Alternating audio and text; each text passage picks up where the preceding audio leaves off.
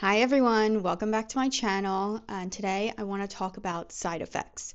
Now, side effects are just a usual part of the GLP-1 journey.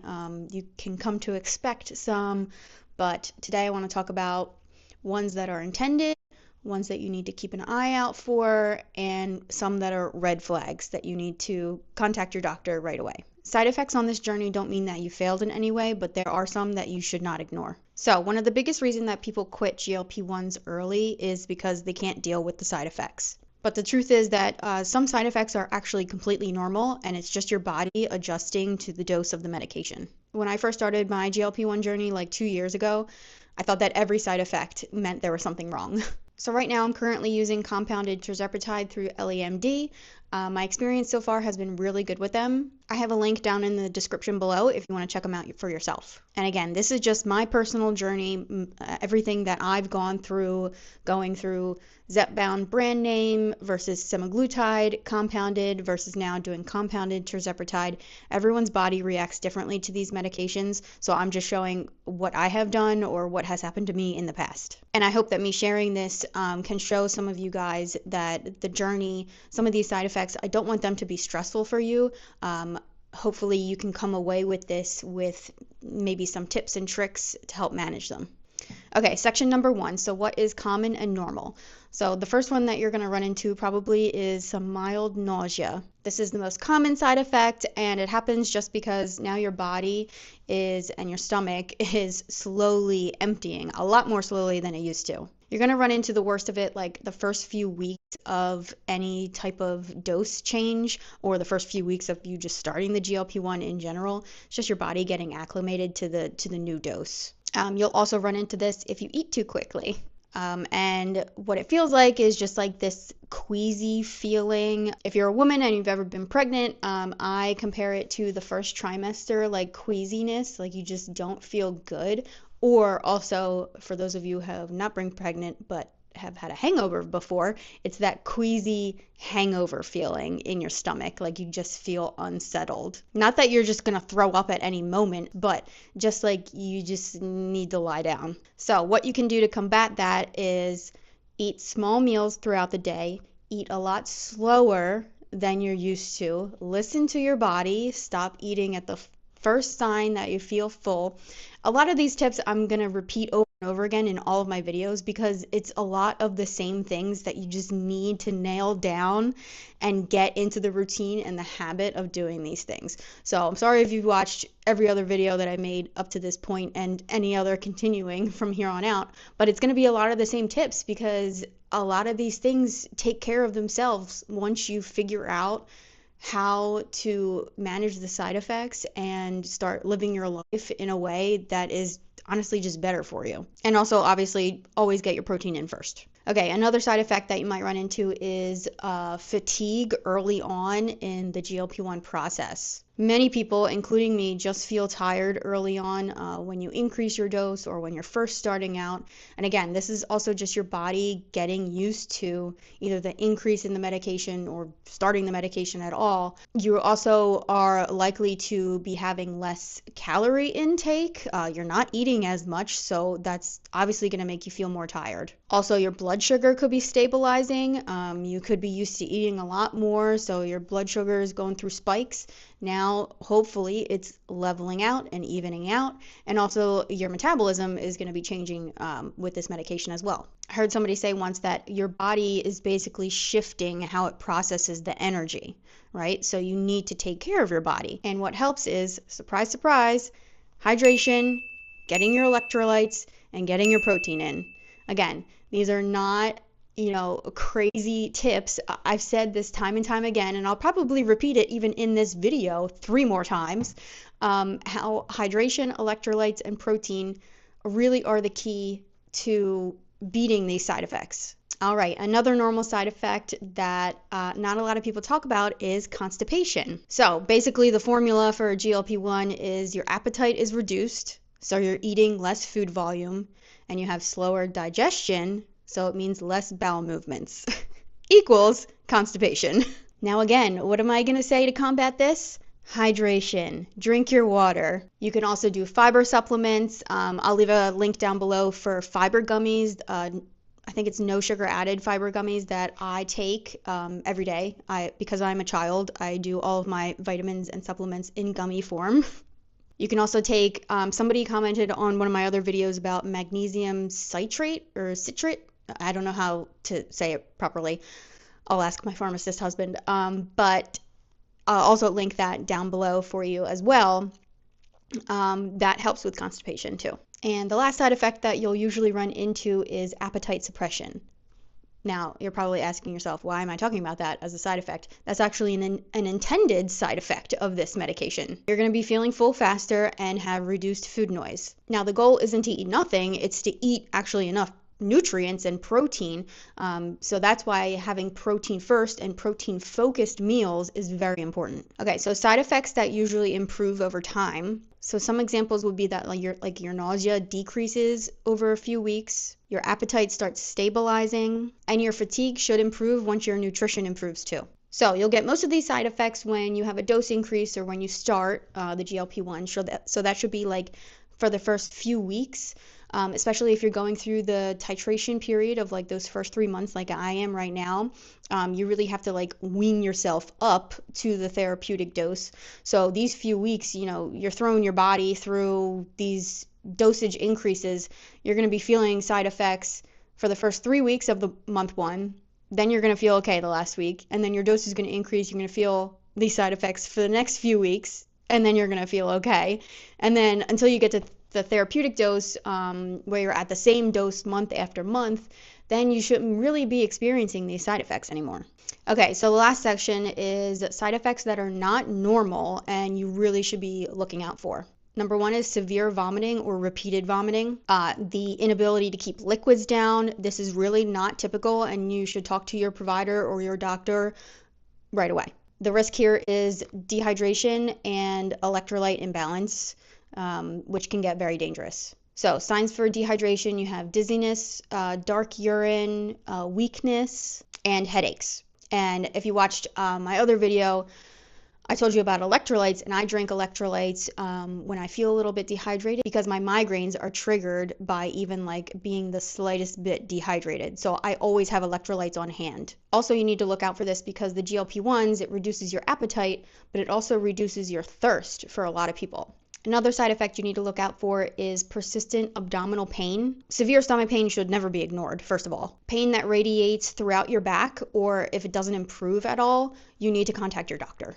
Also, feeling unable to eat. So some appetite suppression is normal, but like the complete inability to eat at all is not normal.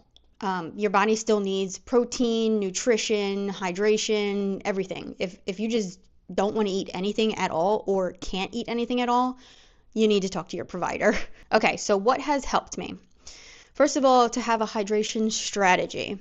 And this means, if that means, having my lovely little simple modern tumbler here. It's 40 ounces. If you watched any of my other videos, I always talk about it. She is my best friend, my confidant, my ride or die for the past like 2.5 years since I've been pregnant with my daughter. Stay consistently hydrated, sip on this throughout the day. It keeps my water ice cold, which I love. And also start on the electrolytes if you need to. I don't drink the electrolytes every day because I don't feel like I need to, but some people need to. I love my liquid IV, the sugar-free white peach that I've mentioned in previous videos. A viewer actually commented on another video and said try SALTT hydration or SALTT electrolytes. So I ordered it and I'm going to try it for you right now. Let's see how it goes. Okay, so this is the SALTT electrolytes. I ordered the ultra variety so I can try out all of them without committing, to a single flavor. So let's see. We have like cherry chill, groovy grapefruit. I'm pretty sure there's an unflavored one. There's chocolate in here. If you do, maybe it's like a chocolate milk, or if you heat it up, it could be like a hot chocolate. Blue slushy, booyah berry, endless summer. Okay, I'm gonna try Endless Summer. Maybe this will taste kind of like an alcoholic beverage without the alcohol. Okay, so I gave it a quick little whiz with my drink blender over there. Please ignore my son's Spider-Man cup that I'm using. Okay, little salty. They said if it's too salty for you, you can just add more water, which I probably will do. That's really good though. It really does taste like an alcoholic beverage, but without the alcohol. So, good summertime drink, I would say. I'm excited to try the rest of the flavors. Very much like there's definitely like some peach, maybe, some peach in there, which of course I love. So, that's really good. I'm excited to try the other ones. Okay, so another thing that helped me is getting in protein first. And I don't just mean like eating protein first with your meal, like, on your plate, you're eating like your chicken first. I mean, getting your protein first, like the first thing of the day or in the day. So this is where my find that I found that unflavored protein that I put in my hot coffee now, or I do the protein iced coffee. So the first thing that I'm having in the day is my coffee and my protein. Not only does it stabilize your blood sugar, but it helps your energy levels too. Okay, and another thing is eating slowly. Again, this is not new information, but on a GLP-1, your signal that you're full is a little bit delayed. So you need to pay attention of that first signal that you feel full, you need to stop eating. Because if you overeat, that's when you're going to get nauseous. I've definitely noticed that I eat slower while on this medication, and that's intentional.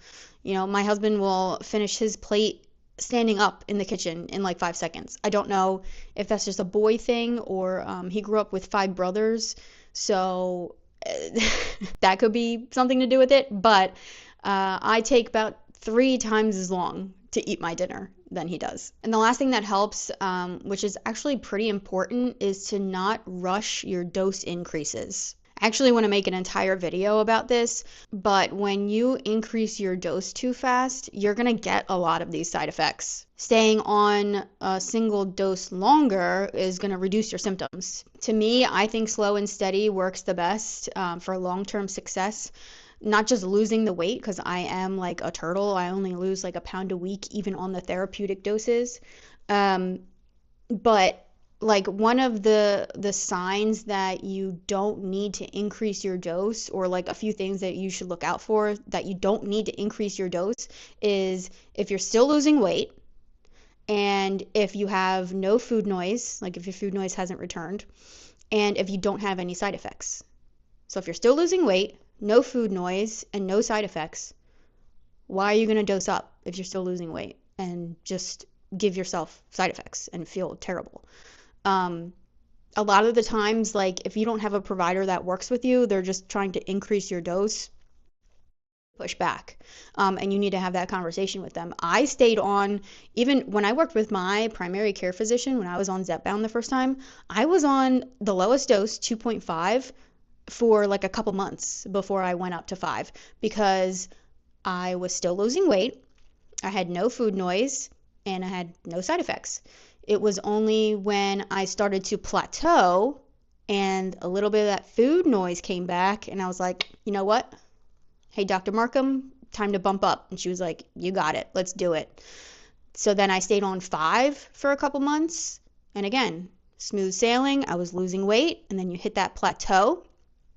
And again, a little bit of food noise came back. I was like, why am I thinking about brownies right now? I need to bump up. So went to 7.5. So like you need to really pay attention to your body signals.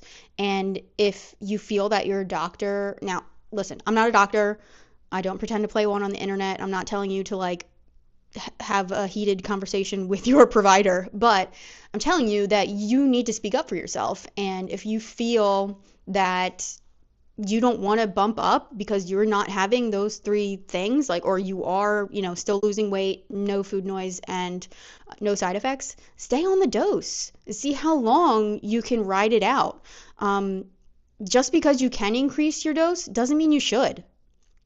Now, also, a whole other thing plays into this. If you're getting your medication covered by insurance, they have like a whole titration schedule and like what their formularies are. Like, your insurance might not cover you staying on 2.5 for 4 months. Like, they might say, no, you have to go from 2.5 for 1 month, then 5, then up to 7.5, and 7.5 might be like their therapeutic dose, where that's where they're going to cover it in the long term, or for like more than 1 month. That's a totally different conversation. And I mean, it's great if you're getting it covered by insurance, but it's unfortunate that you'd be stuck to that schedule if it doesn't work for your body. Anyway, I digress, because that's a whole other can of worms that I'm not trying to get into right now. But in the end, your body deserves to be listened to, and like, you shouldn't have to suffer just to lose weight. So, thank you guys so much for watching. As always, give this video a thumbs up if you learned anything from this video, or if you're going to take away any tips or try to implement anything from this video. And also share this if you know somebody going through this journey as well, and hopefully it could help them out too. Thanks so much for watching, guys, and I'll see you in the next video.